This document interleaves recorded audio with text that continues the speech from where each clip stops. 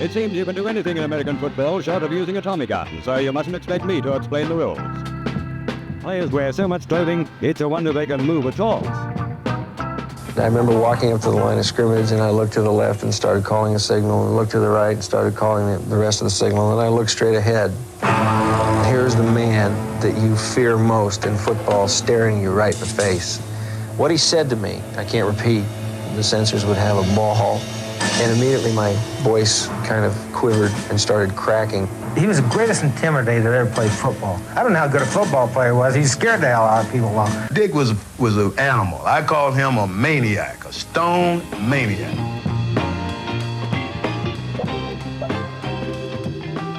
This is Any Given Wednesday, the NFL podcast where two overseas fans delve into the NFL's glorious past in an attempt to greater understand its fascinating present. So, whether you're still struggling to tell your tush push from your butt fumble, or you're someone who can remember when Super Bowls were still in single numerals, this is the podcast for you.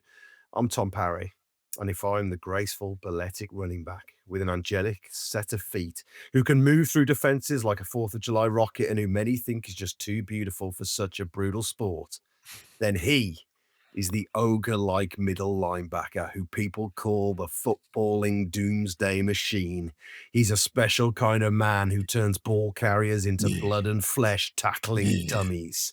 He's Hollywood handsome, he's cowboy tough, and he has the second best mustache of all time. It's Mr. Mike Bubbins. Yes, Tom. Yes, people. Yes, world. How are we all? Yeah, good. And I can tell you're excited today, Bubs, because I'm stoked. This is a subject that is very close to your heart. We're going to be looking later on at the Chicago Bears and one of their greatest players of all time, one of the greatest players of all time, the mighty Dick Butkus. Crucially, probably my favorite player, even though I never saw him play at the time. I mean, it's very easy to tell. Let's just say that. But let's not get ahead of ourselves. Let's not get ahead of ourselves. Before we get into that, have you been watching the NFL this week? And is there anything that caught your attention or piqued your interest? Well, I'll tell you, let me give you an NFL-related story from this week. Great. I do a program for BBC Wales called Scrum 5 Top Fives. In print, it would look like Scrum V Top Fives, if you're looking for it, if you're searching for it. The new series that just came... Welsh? No, Roman numeral, as in Super Bowl V. So the new series, so I sort of interview the great and good of the game. Mostly Welsh players so far, but we've also Baroness these days, Tanny Gray-Thompson, a big rugby fan in the last series, and Will Carlin, the previous England captain. It's a great show, Bubs. I'm a big fan. Thank you, mate. It's great fun to do. Show. Yeah. It's great fun to do. So we're just doing the new series now. And yesterday, if you are of an age, then the words Max Boyce will mean something to you. Max Boyce is probably one of our greatest ever entertainers in Wales. Synonymous with rugby. Yeah. But in 1982, as part of a TV program he did, they flew him out to the States. It was like a sort of, if you've ever seen Rod Gilbert's work experience, which producer Reese produced, it was like a proto version of that, probably 20 or 30 years before, where they sent Max out to, amongst other things, he played elephant polo over in near India with, I think, Ringo Starr. He went to a rodeo, but importantly for this, can I just say, elephant polo with Ringo Starr sounds like one of those shows that Alan Partridge pitches in the first year. It was elephant polo with Ringo Starr, Barbara Bach, Ringo Starr's wife, and Billy Connolly. Amazing. And Max Boyce. That was the team. But saliently and importantly for this podcast, Tom, for Any Given Wednesday, they flew Max out on his own to pre-season camp with the Dallas Cowboys. Oh, yes. So he spent 6 weeks. Their pre-season camp was out in California. Spent 6 weeks in pre-season camp with. So I probably spent the best part of an hour of a rugby program yesterday. It's not going to make the edit. Talking to Max Boyce about the Dallas Cowboys, right, and the NFL in the early 80s, and it was fantastic. But check this. He only brings the jersey, his Cowboys jersey from '82. Brought it to my bar. He said it's been in a cupboard for years. He gets it like a carrier bag out, gets this jersey out. Amazing.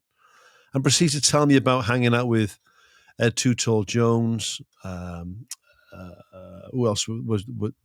Oh, of course, and Tom Landry. He just casually mentions that.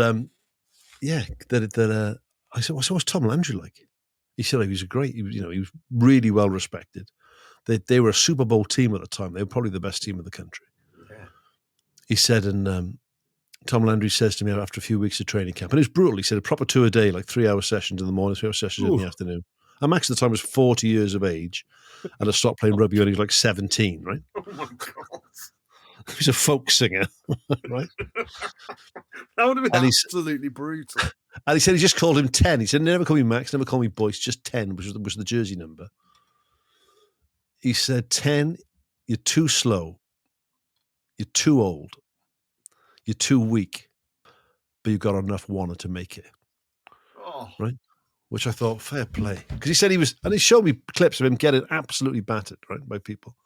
But yeah, it was amazing. Like he was talking, he said they gave him he had a defensive tackles helmet they gave him at first. He said, but he's only a small bloke, Max. He says we had to basically duct tape this helmet to his head to stop it rolling around all over the place because he couldn't see through the cage with like the nose tackles cage on it. Oh my God. Well, I'll tell you what, we keep talking about this. If we do get to the Patreon stage, then we're looking at doing some Patreon specials. And I'll tell you what, getting Boyce on to talk to oh my God, tell the listeners that is straight from the horse's mouth. Well, let's say we're there then. Let's just say that yesterday, for the first time in my NFL fan career, I had an actual member of an NFL squad in my bar, and it was Mr. Max Boyce. And it was magic. It was magic. So I've been watching a bit of football. Have you been? Yeah, I've got something to talk about. What sticks in your mind from this weekend? The question I've got for you is: where the people are saying like it's the halfway stage of the season. Obviously, that's not counting the postseason. But something that fascinates me about the way the NFL is set up is obviously the worst team with the worst record goes on to have the first pick in next year's draft. And already certain teams are identifying themselves as the worst teams. And it's like the Jets yet to win a game again. And they're always in that conversation. We'll take the Jets as red. Yeah, exactly. That's it. The Dolphins and the Titans. There are certain teams where, if they're honest, the season has already gone.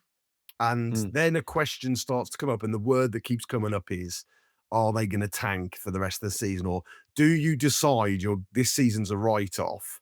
And actually, good question. Is it going to be better for us not to win any games or only 1 or 2 games and tank the season in order to get the number 1, number 2 pick? And I just thought that is a question that a lot of sports teams, certainly British sports, never make because we've got the threat of relegation and things. And it is odd to me that in the second half of a season, fans, there are kind of instances where fans have been pissed off because their team went on a late flourish and won their last 3 games. Ended up, it stopped them having a decent. Ended up 4-13. Yeah. I think it happened a couple of seasons ago. Maybe it was last season where the Jets won one of their final games and the fans were booing because it meant they missed out on their. You just cannot make a Jets fan happy, can you? No. Well, it's a serious question though, because I believe it's hockey. I might be wrong about this. Feel free to get in touch if I am wrong. That there was a sort of school of thought that said, the teams would deliberately tank towards an end of a season. If they were going to be bad and be at the bottom of the division, well, I'd rather be at the bottom of the league and get first pick, right? Yeah. They would tank games. Now, I don't know whether it's ever happened in the NFL, but certainly people think that it might have happened. So I believe what they do in hockey is the bottom several teams go into sort of a lottery and almost sort of draw straws, so that it is the bottom team that gets the first pick in the hockey draft. Oh, it becomes the NBA have started doing that as well. It becomes a lottery. Yeah, and I think that's not a bad shout. If they put if they put the last team in each division, if they put those 8 teams into a lottery, maybe, and they could draw lots. But you might be in a strong division where you finish like, some divisions you can finish 8 and 9, and be last in your division. I had a good suggestion. Well, no, sorry. Go on, let's have a listen. I think I've got a good suggestion. Bear in mind, you also came up with the magnetic helmets. But go on. From the brain that bought you magnetic helmets. Yeah. Obviously, there's playoff football for the Super Bowl. What if there was a second playoff, and there's maybe a smaller playoffs for the first draft pick? But I know, obviously, the point. Let me tell you the problem with that. Let me tell you the problem with that. As a player, right? I'm a veteran. Yeah, I'm on a team. We're not very good. Maybe we've got a terrible quarterback, for instance, right? I'm really in no rush for us to sign the number 1 draft pick quarterback out of UCLA, right? Yeah. So there's no way I'm going to try to win a game to do myself out of a job. I might try to win a game to keep myself in a job in the regular season, but I'm certainly not going to try and win a game so that we can get a higher draft pick. That's the problem with that. Okay. It's not as bad as magnetic helmets, don't get me wrong. Yeah, it's not my worst idea of the series. You've had worse ideas. I mean, not just a week ago, for instance. I thought before we came on, I have a quick look, and I mean, like, there was a run of seasons where John Gruden, when he took over the Raiders in 2018, he was accused of tanking in order to get a decent draft position just before the team moved to Las Vegas. The Dolphins were accused of tanking in 2019 when Brian Flores was I don't think professional athletes tank, mate. I don't. Well, that's my question to you, because like that is, it would feel mental in a sport that is as competitive as this. It's such a litigious society, right? Especially in America, right? Yeah.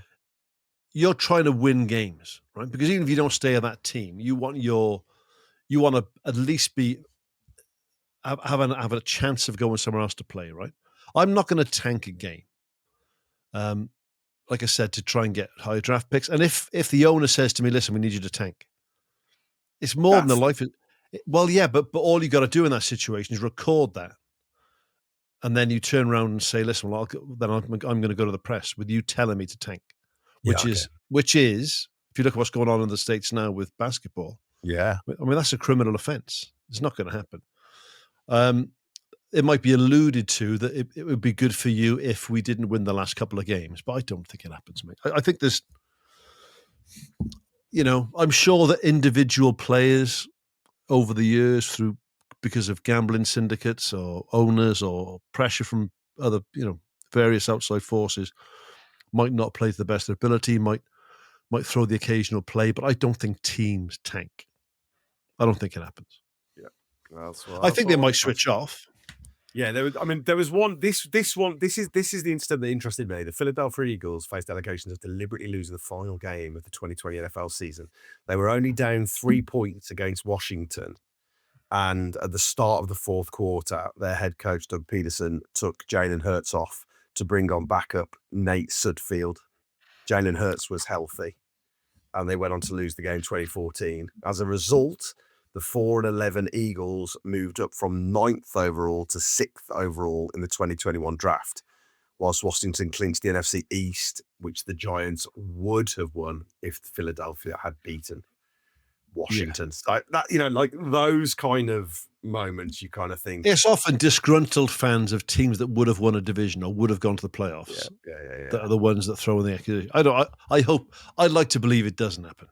Yes, I think that's. But obviously, with a coach, it hasn't got to be written in a contract. But a coach chatting with an owner says, "Listen, I really like us to get that first round pick." Then you might think, "Okay, well, I'll pull my quarterback in the fourth quarter." I'll do. Yeah, it might happen. I don't think it's a team-wide thing. I was going to say that I think might happen. A conversation between the owner and the head coach and him taking a quarterback off. The thing that I think you're right that I can't see happening is a head coach standing in front of his team and saying, "Don't worry about today." Like that, I don't think. Yeah, I don't think that can ever happen. I just look at the AFC East now. So fair play. The Patriots have turned it around. Yeah, it's good side. 5-2. Patriots team back. But what a split of a division. 5-2 Patriots, 4-2 the Bills. And I really like the Bills. Like a lot of time with Josh Allen. And then the Dolphins 1-6 and the Jets 0-7. It's an exciting season this year. It feels like everything's for the last 3 seasons or so, we were in a bit of a set pattern of these are the teams, the Ravens, the Bills, the Chiefs in the AFC. And it really feels like that's all topsy-turvy. And it's so much better off for it. It's the best thing about it's the best thing about, obviously it's a ring-fenced league, and UK fans struggle with the concept of ring fence, although it happens in rugby all the time over here. But if you're going to ring fence the league, then make it competitive by doing this, by making sure that there's a draft and make sure there's a salary cap that's stuck to properly. Because there's never going to be.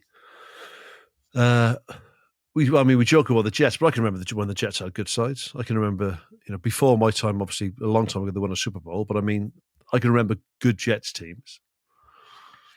I remember good time ago. Well, yeah, but it'll come around again if they get the front office sorted and the GM sorts his act out and they make some good sign-ins. And it's always a tough one. The Jets, they also need to be playing catch up a little bit with the Giants. I think I don't know. It's a strange old market, New York.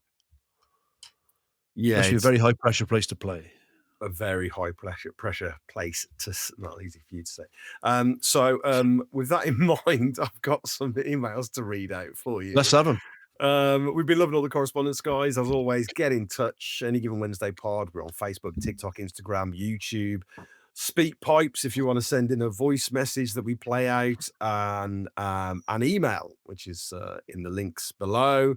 So I've got a couple of emails to read out for you, Bubs. Go on. The first one's from a guy called Stuart Phillips, who says, "Hi, fellas.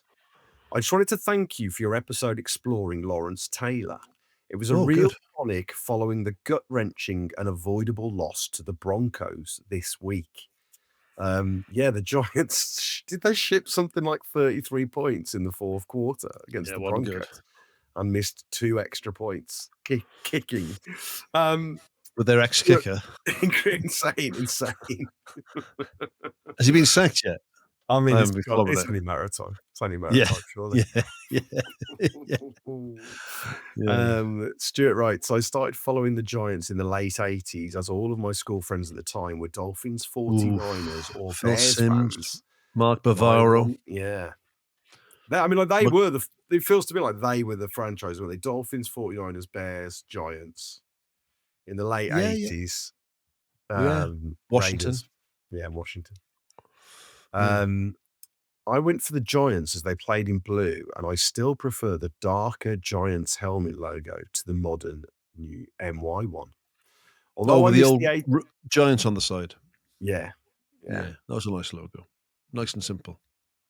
Not that NY is not. Yeah, no, that's right. Yeah.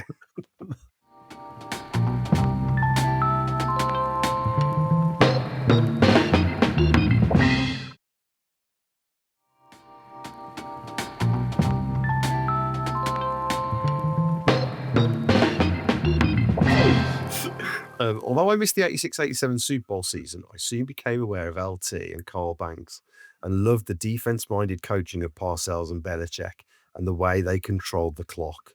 This used to drive my schoolmates insane as I employed similar tactics when playing video games, such as Madden. Good man, Stu. That's really, really good. A solid running game. To control the clock and run the game down on Madden. Good man. I think I said this in one of the earlier episodes, but when I started playing Madden, we had absolutely zero understanding of the game of American football. So there were 2 plays that I thought I could understand, which was fake punt, because you got to throw it, and quarterback sneak, because you got to run it. So when I look back on those games that I was playing in John Madden, for like first down, 1st and 10, quarterback sneak. 2nd and 10, fake punt. 2nd and 10, fake punt. Unexpected. I'd be fake punting it from my first down. I had no clue. I never played Madden. Madden must have got so many kids in this country into football. Yeah, absolutely. I've never played the game. Where'd that If truck you're come listening to from? this, by the way, go back into the archive and listen to the episode we did on Madden and the Raiders. That's one of my favorite episodes. It's a good app. It's a good app. It's a good app, Stu mate. carries on. Your show reminded me of some of my favorite sporting moments, such as the Giants beating the 49ers in the NFC Championship game and then going on to sneak past the Great game. Bills. All the sound of the best commentators in all of sport, Pat Summerall and John Madden, evocative stuff. Thanks Quite for right. reminding me of the memories. Love the pod, Stuart Phillips. They'll come back, Stu. Big Blue will come back. Don't you worry. It's an exciting time in New York for the Giants. I think they're going to have a good couple of seasons. Yeah, they're going to be all right, mate. Jackson Dart. What a cool name for a quarterback. Yeah. Although he doesn't believe in the moon landings. Right. Okay. He's cut from a different cloth, isn't he? Yeah. He's got an interesting take on space travel, but he's a good quarterback.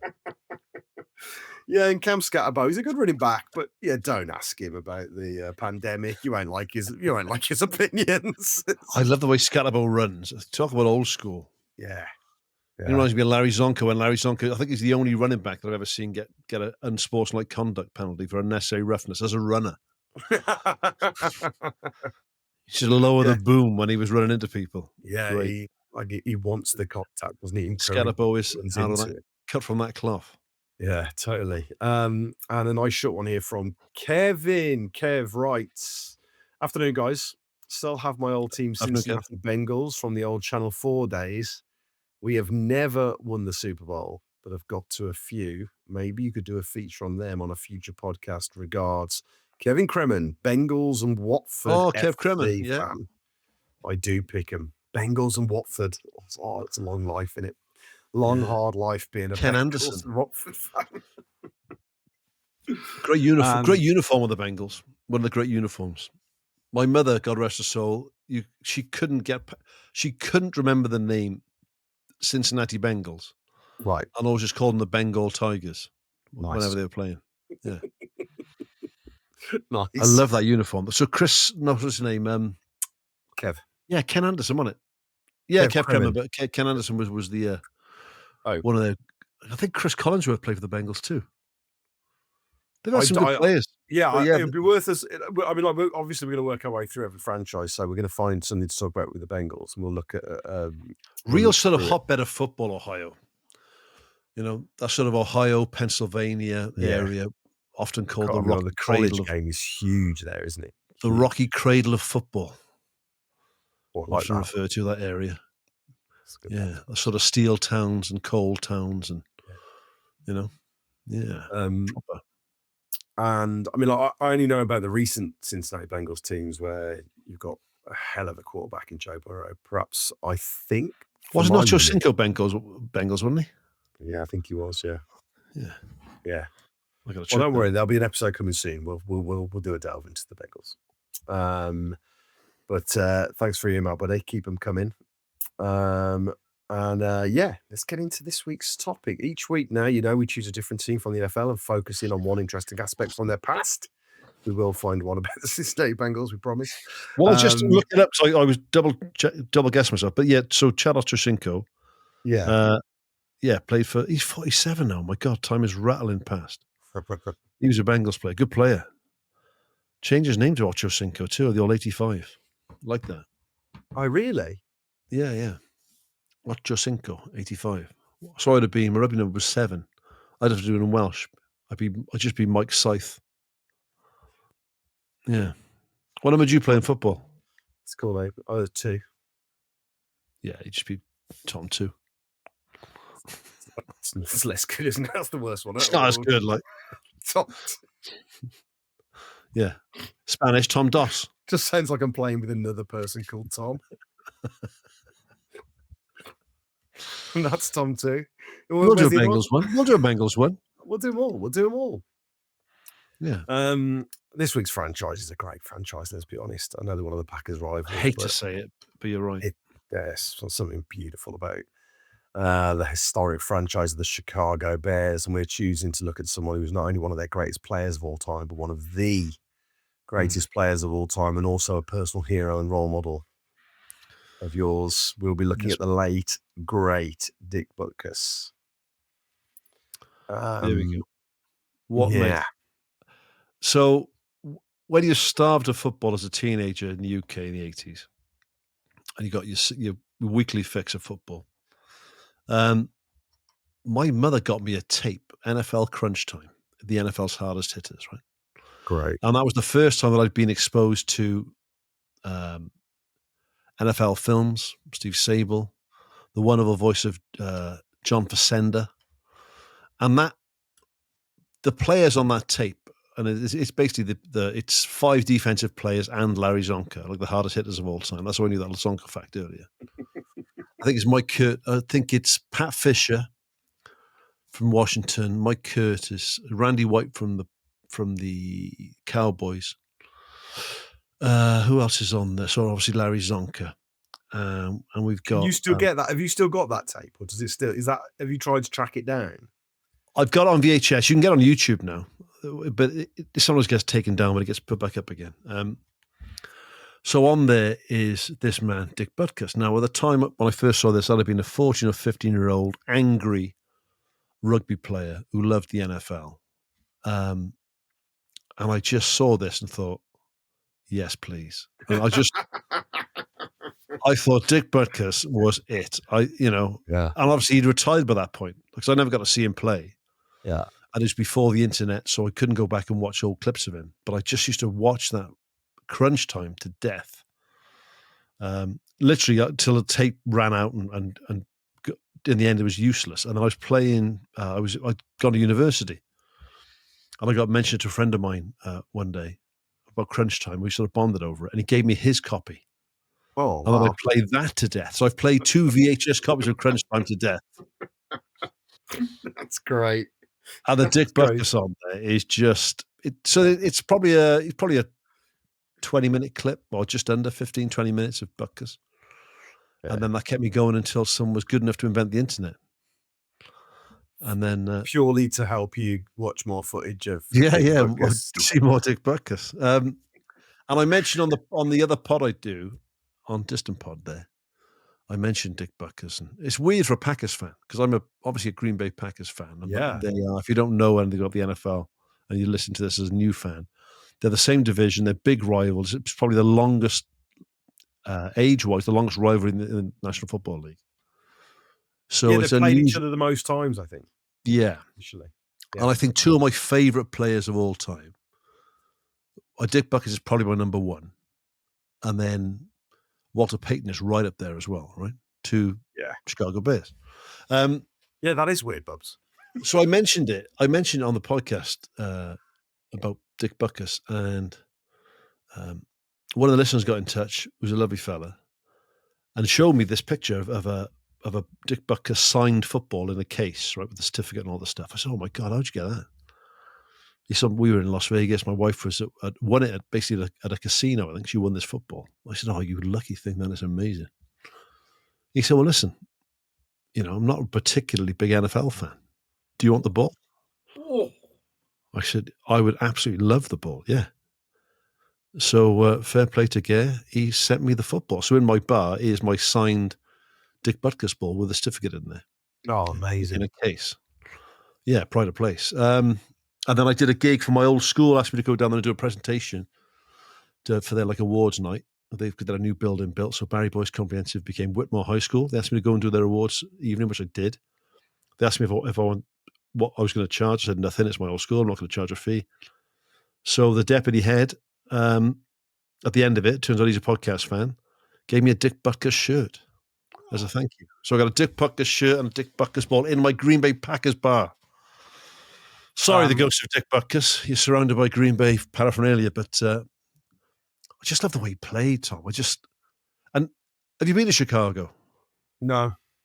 It's a fantastic city.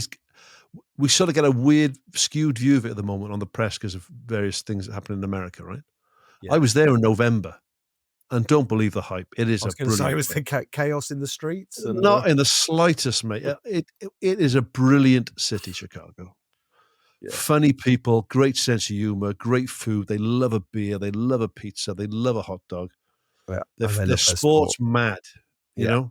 We went to go and see, we went to watch Packers up in Green Bay. We got we came back down to Chicago for 3 days.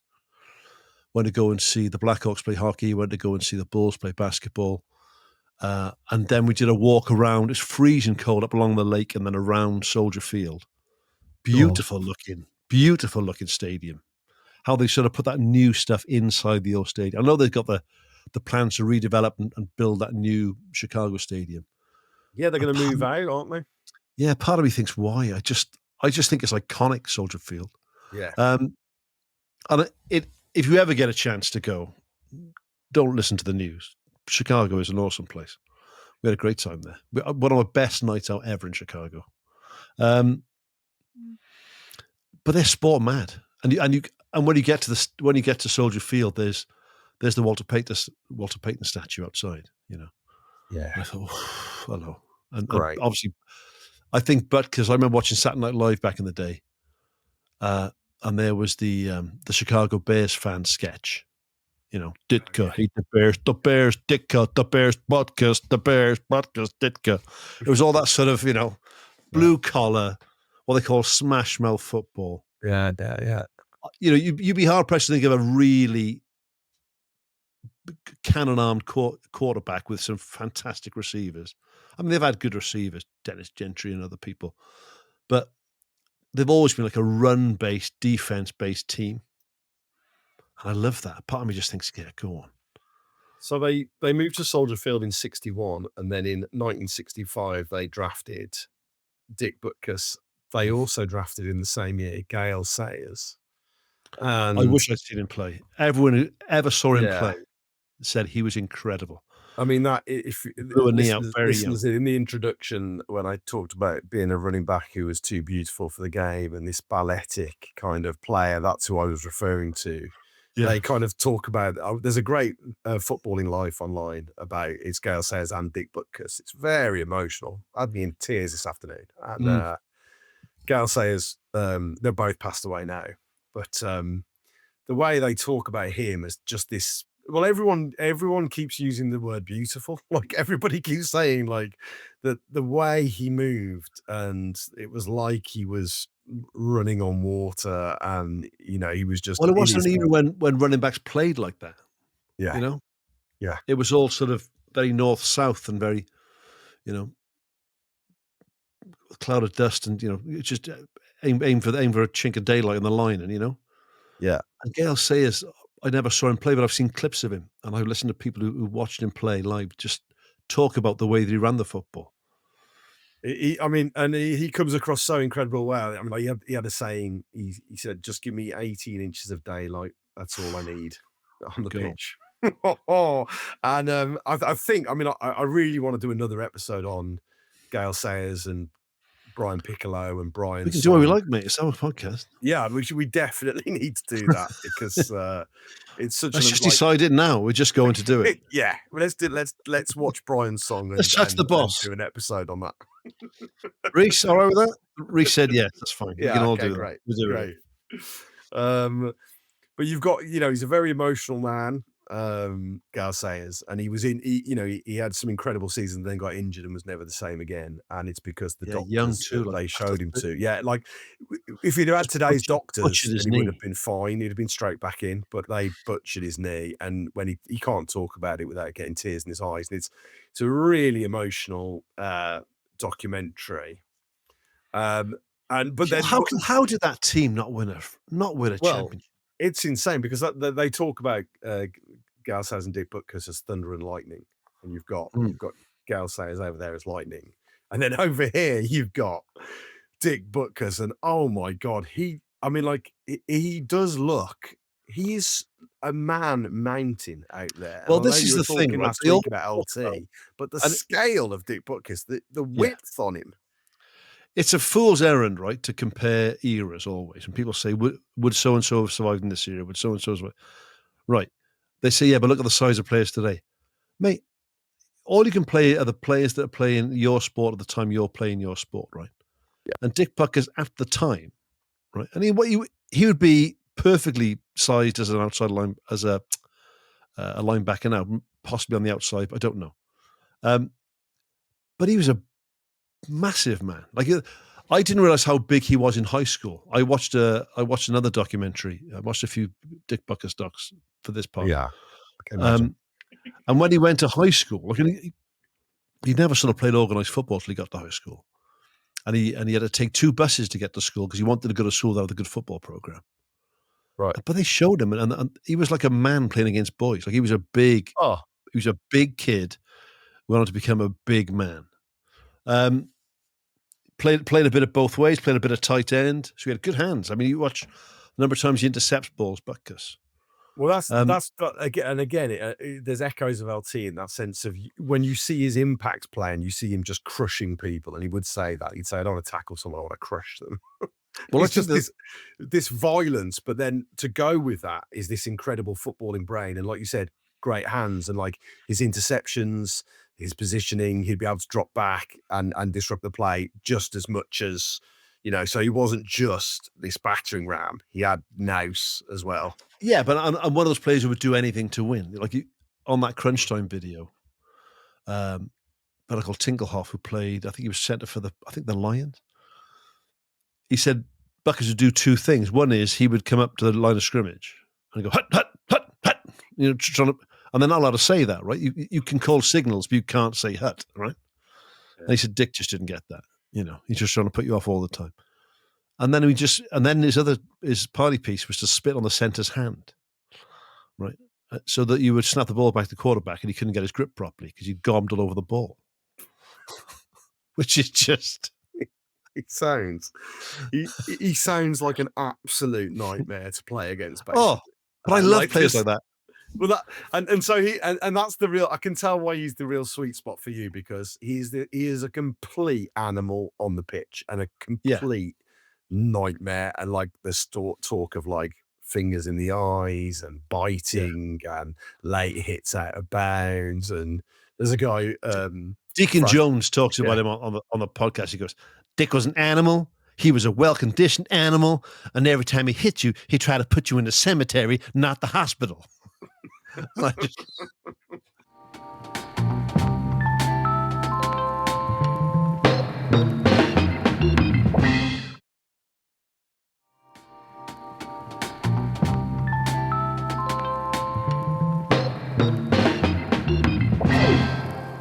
I love that. Come on. Yeah, it's really good.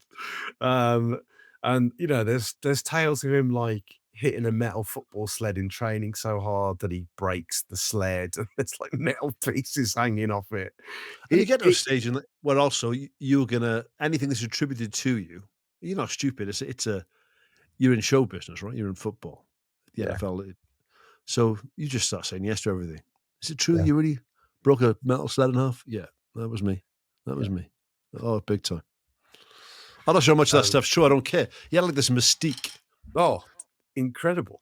There's some great pictures. I mean, that you can't, again, in terms of winning the battle up here, it's like if you're taking the pitch and you're lining up against Dick Butkus on Sunday, but you're not going to be able to think about much else, and that's what like Dick Butkus said is like, I saw him say one thing where he said, I'd try and hit their throat with my head. Yeah. Anything for them just to forget about the ball. And it's like, I think when he retired, he had the record for the most forced fumbles where he would also recover the recovered fumbles. Well, he was the second most recovered fumbles because John Facenda mentions that in Crunch Time. He says, but if records had been held at the time for fumbles forced, he'd certainly on the all-time record. Yeah, the second most recoveries, but they're convinced he's got the most forced fumbles. The most forced fumbles, because it's just outright, it's just violence. It's just so brutal, but it is so satisfying to watch. Oh, and man. It is like it's how the game, like obviously there are certain rules that have been brought in now in terms of how hard you can hit other players or where you can hit them. But this is just relentless violence. It's incredible. If you can dig Crunch Time out, it is well worth a watch. When they get Larry Zonka and another bloke who just loved Larry Zonka, right?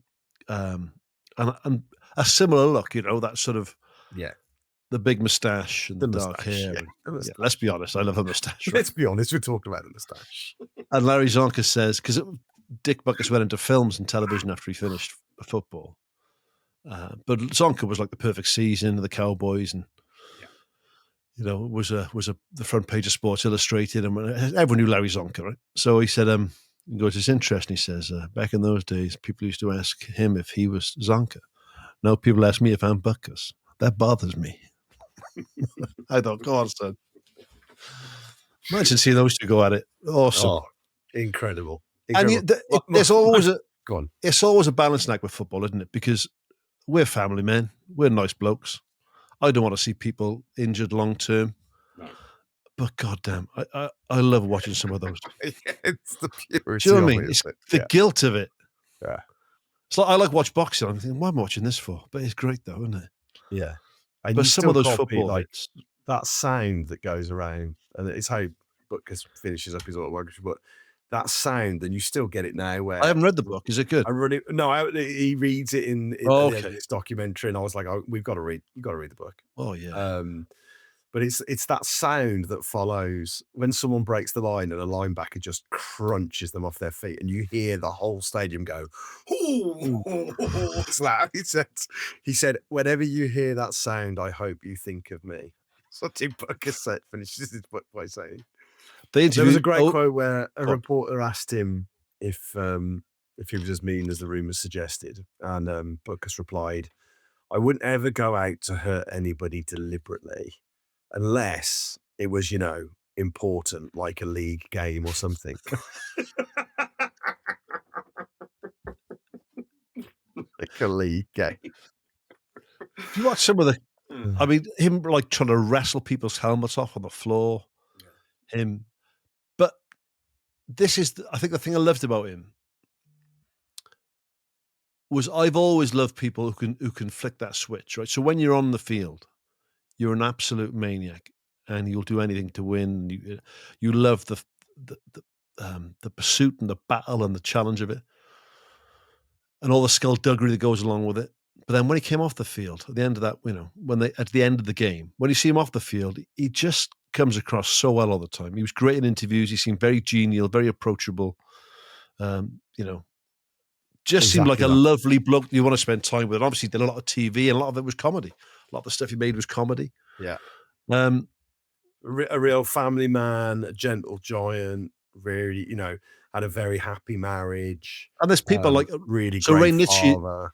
Ray Nitschke at the Packers was exactly like that. He was an absolute nuisance on the football field, and a little bit earlier than Butkus, but around the same sort of time.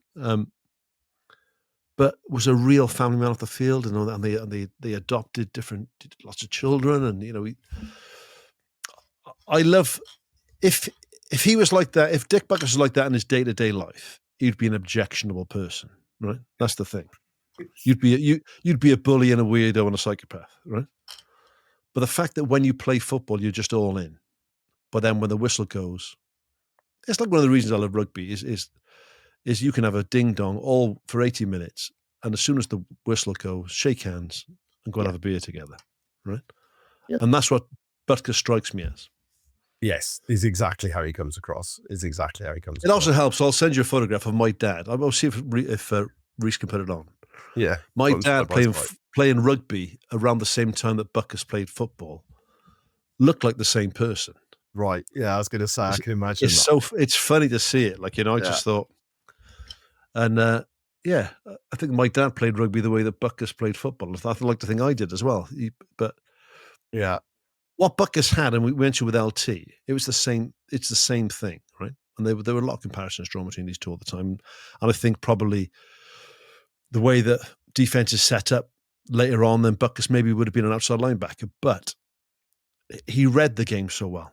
You listen to people talking about what a shrewd defensive signal caller he was. Yeah. He read the game. He was a real student of the game and very intelligent, like Lawrence Taylor, really high football intelligence. So the incredible thing with Dick Butkus then to say, we've covered already in this series, we've talked about great quarterbacks and great teams and said, but the funny thing about it is they never won a Super Bowl or they never made it to a Super Bowl, we've said. But Dick Butkus, not only that, he never made it to the playoffs. It's incredible, isn't it? He never played playoff football. And this, I couldn't believe. In 1969, the Chicago Bears won only one game all season. And that season, My God. Dick Butkus was named Defensive Player of the Year. Jesus. So the NFL Player of the Year was on a one-win team, one game. Could you love him any more than that? I could not believe that when I read it. That's I didn't know that. And again, so a team that never went to the playoffs, the Bears, he was invited to 8 Pro Bowls in 9 seasons and was named a first-time All-Pro 5 times. Twice recognized by his peers as the NFL's defensive player. And in the All-Century team, when they picked an All-Century team in like in 2020, was it, to celebrate 100 years? So he was the middle linebacker of the century. Yeah, of the century. I never played a playoff game. Never played. I didn't realize that. I knew they'd never been to Super Bowl. I didn't know that. That's mad. Didn't play in the playoffs. Extraordinary. So the record of the team when he was with them was won 48 games, lost 74, and tied 4. And it's kind of like the accusation, if you look at that era, is, you know, for those, you know, once Sayers and Butkus were on the same team and they came through and they were vying for Rookie of the Year and Sayers won it, but they tried to rely on just those 2 players to try and get them across the line, and it wasn't enough, and they didn't build around them. Well, no wonder Gay's knees got hammered, though. And Butkus's knees got hammered. You know, so when you're putting all the defensive work on one player, you're putting all the offensive work on one player.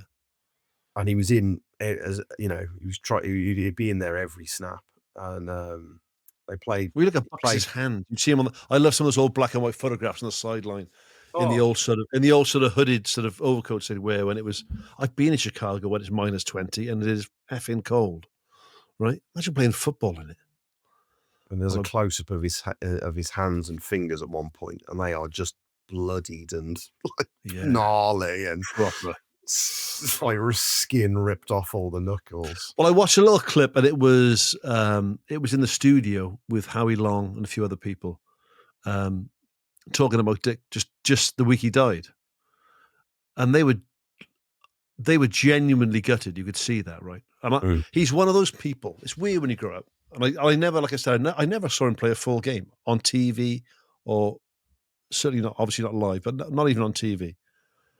Just lived off clips on, you know, VHS, and then bits on YouTube when the internet rolled around. So I never really saw him play, but I just always loved what the bits I watched. I just he was one of those players. When he died, I was really sad. Yeah. The day that he died, I was really sad because I thought, well, I think they mentioned one of the docs I watched. You know, you just thought he was one of those people who's going to live forever, like an immortal. You just thought, you know, you just stared death down, and you know, death's not going to beat him. Yeah, he was just. Oh man, I mean, and I think the reason we all love sport so much is because sport does offer the character of Dick Butkus will be immortal. Like his kind of presence in the sport will never go away. You know, like there is an immortality there. The kind of legend of Dick Butkus, and then obviously the man becomes an old man and passes away. Although he was quite young, I mean, he died at 80, and obviously his body was just suffered from, you know, just the brutality of the way he played the game. Because the final 3 seasons, they said, especially in his final season, he could barely walk, and you know, his teammates were saying he'd be dragging one leg behind him onto the field, but still would put himself in there for every snap. Could barely walk after games. Had to have a metal knee once he retired. But you know, just the name synonymous. Like, you know, obviously there's the Butkus Award. You know, they don't just throw names at awards like that. So even Rocky's dog. I was going to say Rocky's dog. Rocky's dog, and he's from Philadelphia. They can't stand Chicago. That's the ultimate tribute, isn't it? You can be a not hate the Bears. I don't hate any team in football, right? Yeah. But you can really dislike the Bears because they're your rivals, and you still got to love Dick Butkus. Yeah. You know, there's certain Completely agree. players that sort of rise above the sport. Like I talked about Zonka there, right? A Dolphins player. I loved Larry Zonka. And maybe it's different because we live in the UK, we don't live in America. But I don't think it is. I think there are certain players that just you love at least as much as the game. Yeah. And at least as much as your team, even if they're not on your team. Do you know what I mean? So Absolutely. people love Dan Marino. People love Dick Butkus. Yeah. And that's the thing. Well, there's that statistic you throw out there is the same reason when you sort of, I think Marino is, I think Brady, okay. But right below Brady, I think for me is Dan Marino, right? People say he never won a Super Bowl. I said, what's your point? So what? That doesn't mean it. If you talk about individual players, it doesn't mean anything. So Right. you can tell me that Dick Butkus wasn't fantastic because his team was never a playoff team.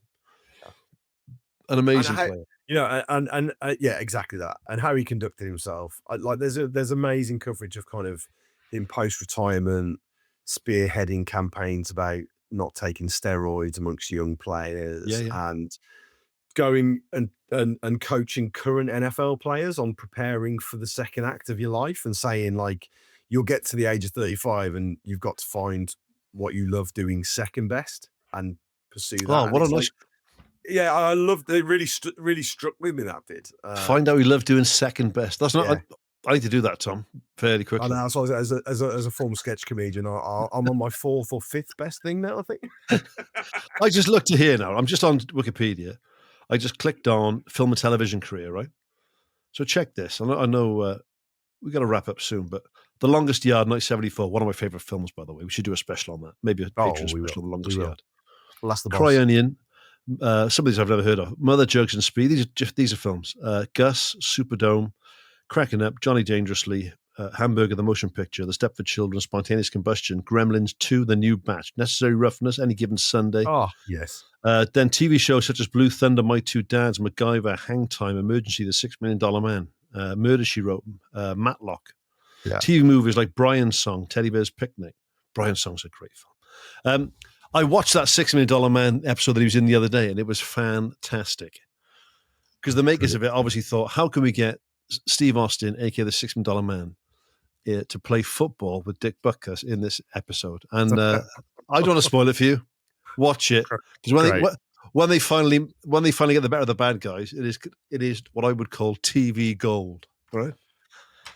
What I'm up for is like there's kind of music festivals that are curated by a certain artist. I'd be up for a film festival. We get a big screen. We'll stick it. You got a decent sized garden.